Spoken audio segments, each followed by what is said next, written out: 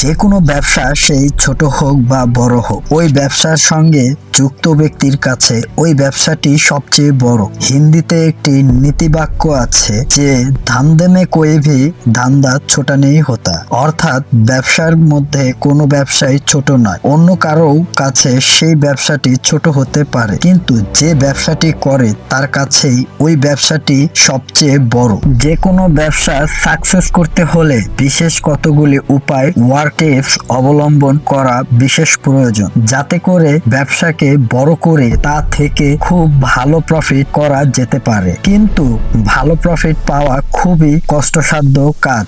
এর জন্য ব্যবসার অগ্রগতি প্রয়োজন, আর ব্যবসার এই অগ্রগতি রাখার জন্য ব্যবসায়ী ব্যক্তিকে বিভিন্ন ধরনের পদক্ষেপ গ্রহণ করতে হয়। সেই সমস্ত পদক্ষেপগুলি গ্রহণ করতে হয় যেগুলি ব্যবসাকে এগিয়ে নিয়ে গিয়ে সফল করতে সাহায্য করে।